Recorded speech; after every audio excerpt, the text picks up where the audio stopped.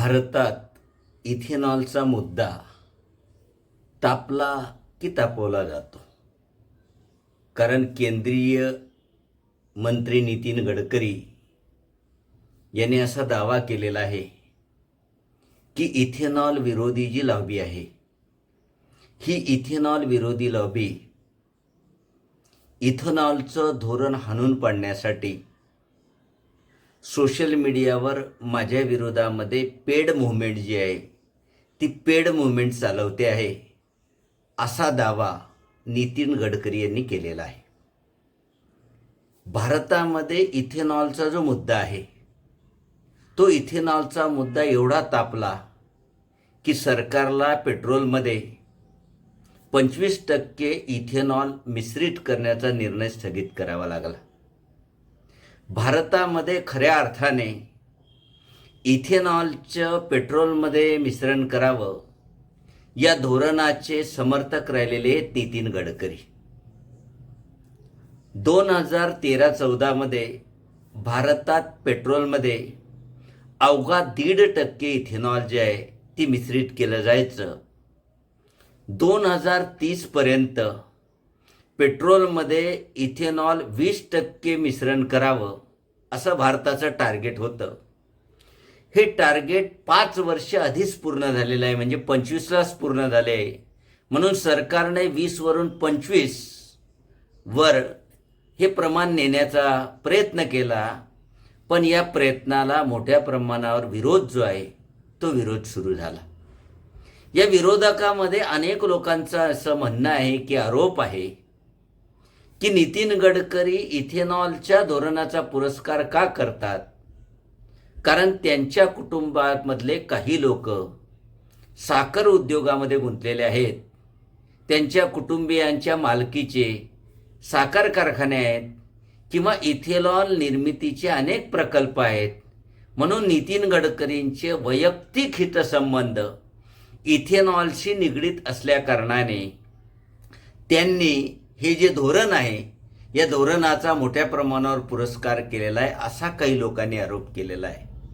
याही आरोपाला त्यांनी उत्तर दिलेलं आहे. त्यांचं म्हणणं असं आहे की इथेनॉल निर्मितीमध्ये फक्त माझ्या कुटुंबाचे कारखान्यांचा समावेश नाही, तर देशभरामध्ये साखर उत्पादन करणारे अनेक कारखाने आहेत.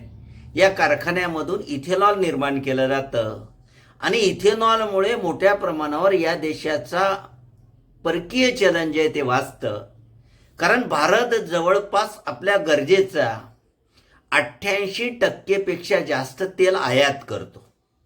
परंतु जेव्हापासून भारत सरकारने पेट्रोलमध्ये इथेनॉल मिसळण्याचा निर्णय घेतला, तेव्हापासून भारताचं जवळपास 1,90,000 कोटी रुपयाची बचत झालेली आहे.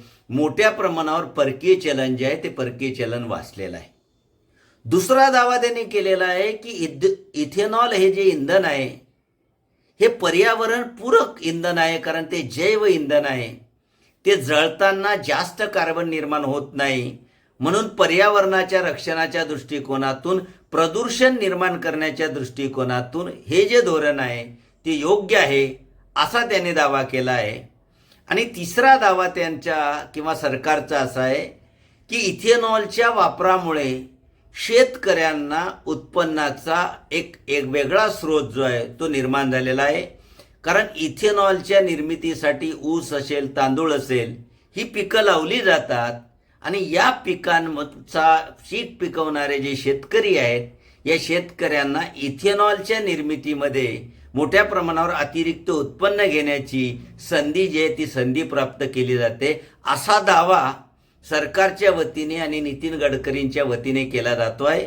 या उलट इथेनॉलचे जे विरोधक आहेत, हे इथेनॉलचे विरोधक असं मानतात की भारतासारख्या देशामध्ये आजही 2 कोटी लोक उपाशी राहतात. अन्न सुरक्षा हा भारतामध्ये फार मोठा प्रश्न आहे. अन्नाच्या बाबत हा देश स्वयंपूर्ण नसताना अन्नापासून इंधन बनवणं कितपत योग्य आहे, असा दावा केलेला आहे.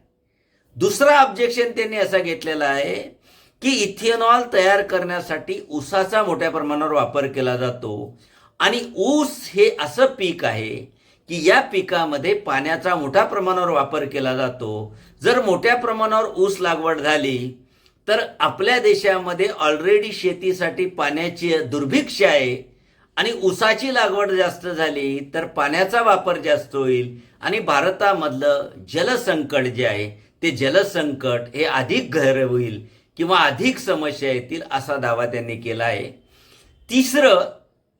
तिसरा प्रश्न त्यांनी असा उपस्थित केलेला आहे की भारतामध्ये ज्या गाड्या निर्माण होतात या सर्वच गाड्यांमध्ये जे इंजिन वापरलेलं आहे ते इथेनॉलला पूरक नाही.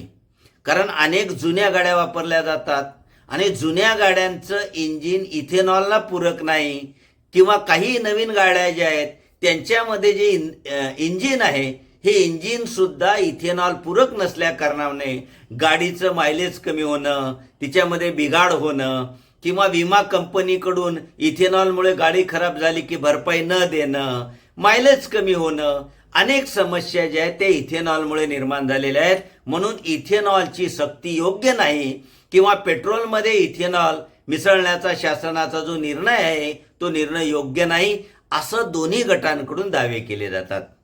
अर्थात दोन्ही गटांकडून केल्या जाणाऱ्या दाव्यांमध्ये काही प्रमाणात तथ्य आहे. सरकारकडून जो दावा केला जातो त्याच्यामध्येही तथ्य आहे.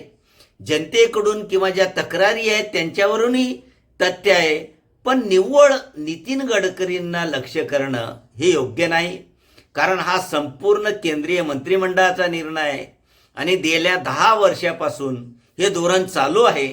नेमकं आत्ताच नितीन गडकरींची कोंडी केली जाते. त्यामागे काही लोकांना असं वाटतं की राजकारण आहे किंवा त्यांचं खातं काढून घ्यायचं आहे किंवा मुद्दाम त्यांना टार्गेट केलं जात आहे असं देखील काही लोकांचं म्हणणं आहे.